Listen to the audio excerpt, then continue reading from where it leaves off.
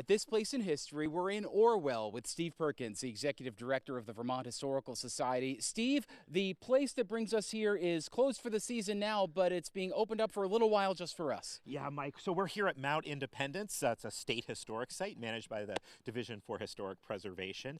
And yes, you're right. They've opened the museum up for us today. It is open year-round, Right. so you can come visit.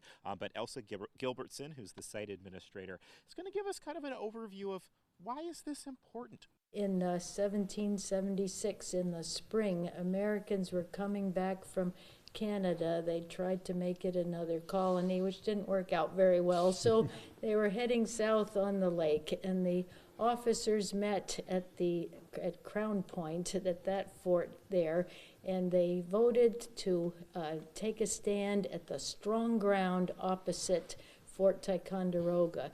The French had built it when their enemies, the British, were to the south. But in the American Revolution, the British were the Americans' enemy, and they were to the north. So the Americans needed something that pointed north. And this was a tall, mighty peninsula that was pointing exactly north. And we've got this great painting behind us. North is that way. That way, yes. And south is this way. Right. And Fort Ticonderoga is behind you. There's high cliffs, and the lake is all around it, so it was a very good defensive location. We couldn't help but notice also, Elsa, another key defensive feature, that being the bridge constructed across the channel. Colonel Jedithan Baldwin, he could see that it was important to build a bridge here. So in the early March of 1777, they started building it. So they built these log caissons on the ice, and they filled them with rocks, and then the caissons sank. They were just about finishing this bridge when in July of 77, when the British were getting mighty close down Lake Champlain, and so they had to abandon it.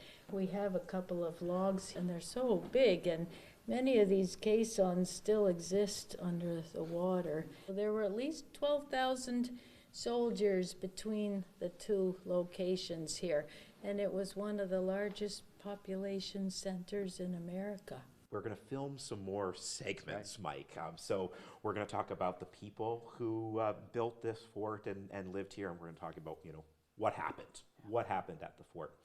But to wrap it up now, what can folks see when they come and they visit the mountain? Specifically, what would they see here in the museum? Artifacts that were found during archaeological investigations. We have 6 miles of walking and hiking trails, one of which is handicapped accessible.